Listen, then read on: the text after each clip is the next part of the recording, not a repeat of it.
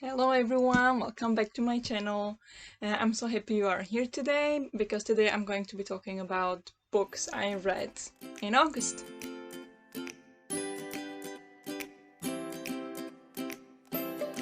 So, in August I read 7 books, out of which I did not finish one.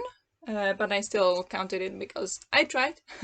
But I'll get back to that later. I will go through the books I read in the order of which I read them. So let's just jump right to it.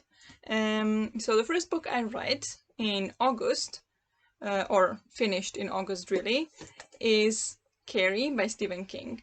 This is a horror. It's the first book Stephen King published, and so I was really excited to read this.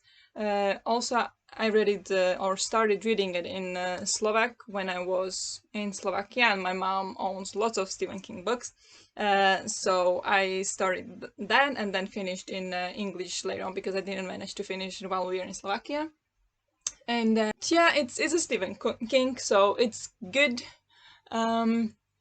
But this one was missing something a little bit. I expected more from it. It wasn't really that horror-y or gory. There was one scene that I really didn't want to read, and I asked my boyfriend to read it for me and then tell me what happened and what happens, and then give it back to me so I can continue, because there was some just gruesome scene that I was like, absolutely don't want to read it because I'll probably throw up. But other than that, it was pretty simple. I like the characters. Basically what it's about is there is Carrie White. Her name is Carrie White, and she has a gift of telekinesis. And she's in a high school. She's 17, I think, and she's pretty much being bullied by her classmates. And well, one thing leads to another, and we can imagine where it's headed, especially it's Stephen King. So, liked it, but will probably not reread. So I gave this one 3 stars. The next book I read was China Rich Girlfriend, but I had this borrowed from the library, so I don't have a physical copy with me. But China Rich Girlfriend is written by Kevin Kwan. It's the second book in Crazy Rich Asians. And this one, I felt like it was better than the first one. Because I was a bit more connected to the characters now. I cared a little bit more. Also, I knew what to expect, because in the first one I was a little bit annoyed, or, well, currently I'm reading the third one, the last one in the trilogy.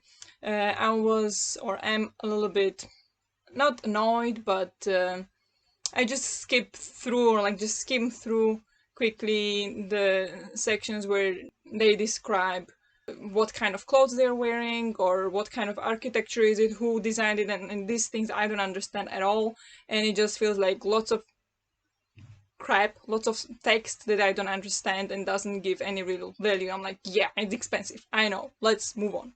So I gave this book actually 4 stars, but now thinking maybe 3, because now that I'm reading the last book, one of the characters from the second book appeared.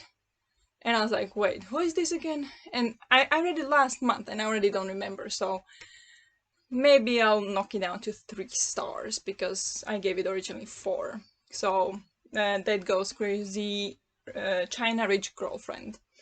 Okay, on to the next book. The next book I read was The Humans, but Matt Haig. I get this one from my boyfriend for my birthday. He picked it up in the store, and then we went to another store, and I was waiting in the car, and I had this while I was waiting for him in the car. So I was like, I'm just gonna start, first page, see how it goes, and how it starts. And after the first 2 pages or 3 pages, I was like, oh my god, this is good.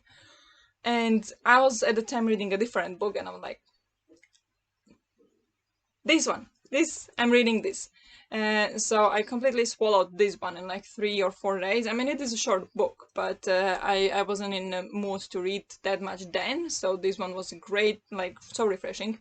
This book is about an alien who comes to Earth to take care of some business that happened on Earth, and the aliens are super intelligent and they don't want this thing to happen.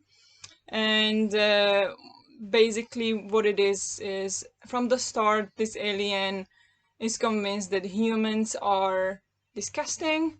That doesn't make sense. The only thing they care about, like, they are greedy. The only thing they care about is money, money, money. And they are very shallow, but yeah, and really great remarks. And I just love it. I laughed so much. I'm like, yeah, this is spot on. This is spot on. And then as the plot continues, you can see how this alien starts to understand the humans a little bit more. But I'm not gonna say more because that's could be spoilers. So, but I absolutely adored this book. 5 stars. Probably I think my favorite book of the year so far, when it comes to fiction. And yeah, I immediately purchased a different book by Matt Haig that I haven't read yet. It was the How to Stop Time. Can't wait to read that one as well. So that's The Humans. The next book I want to talk about is Life of Pi by Jan Martel.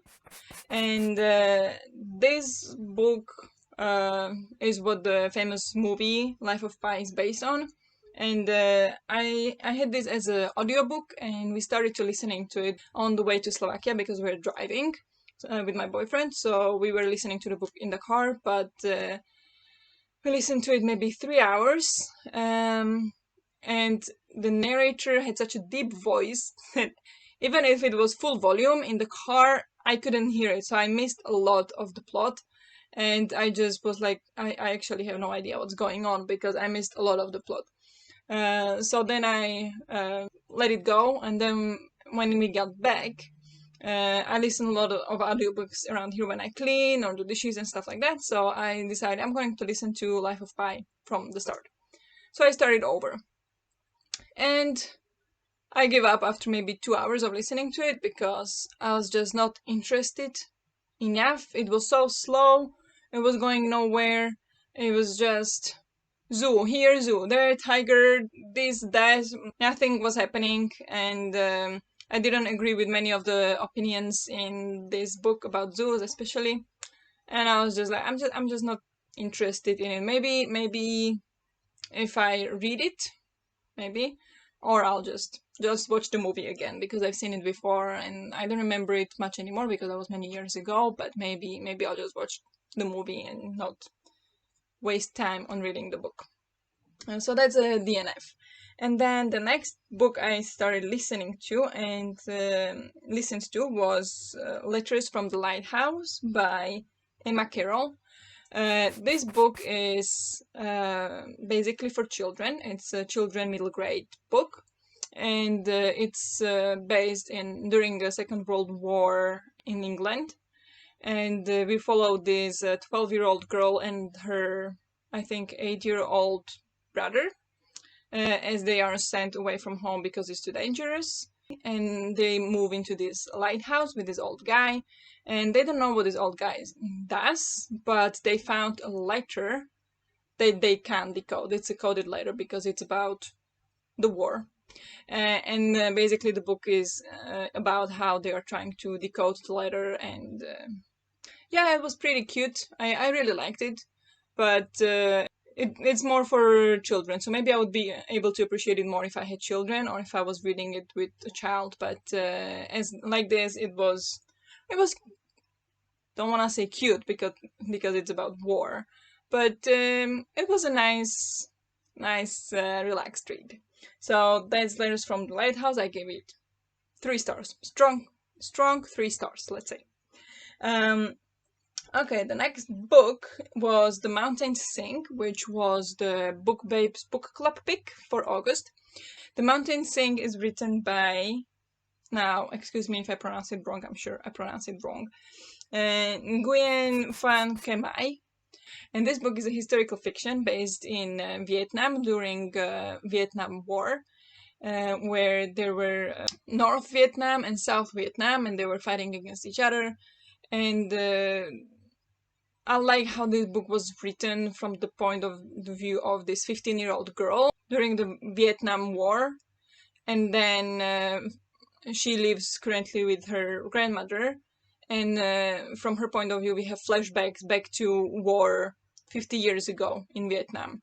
So we have basically storyline from two different wars, 50 years apart, and basically see how they intersect each other and what happened, how it influences the life of the people, not only during the war but also decades after.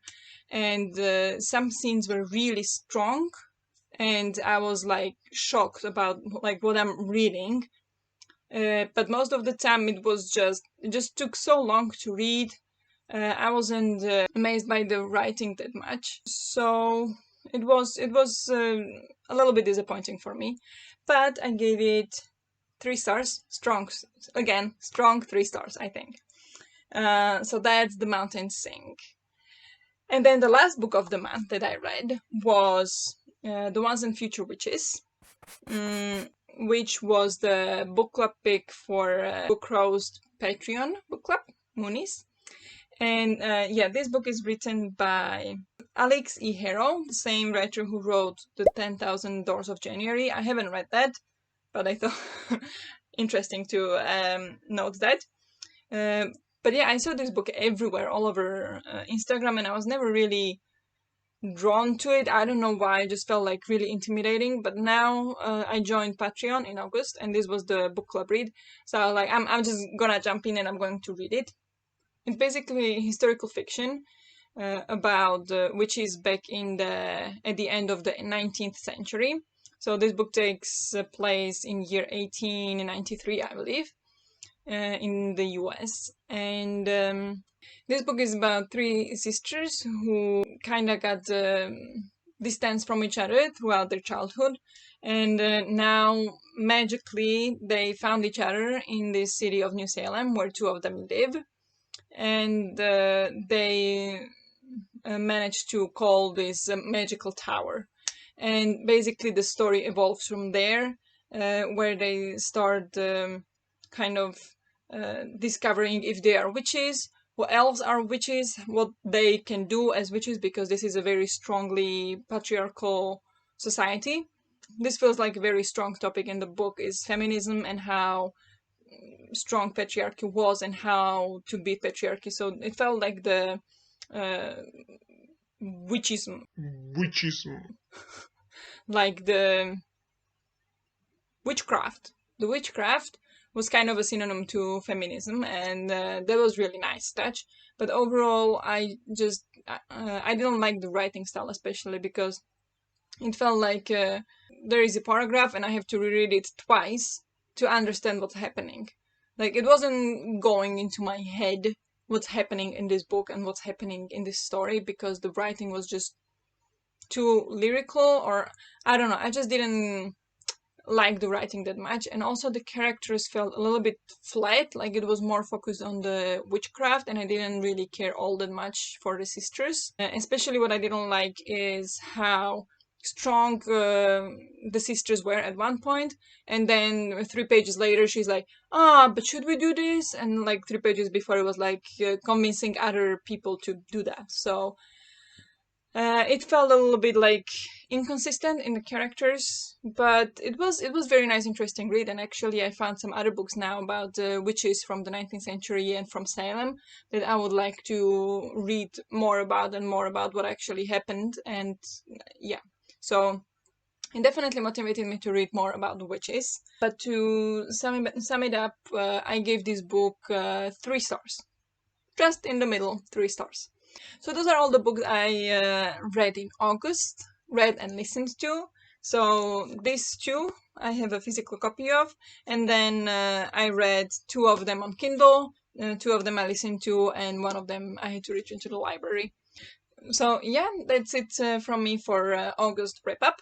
Let me know if you read any of these books, and if you like them, what did you think about them, and if you would be interested to picking any of them up. Just let me know what you think overall, and I'm hoping to see you at the next one. Bye!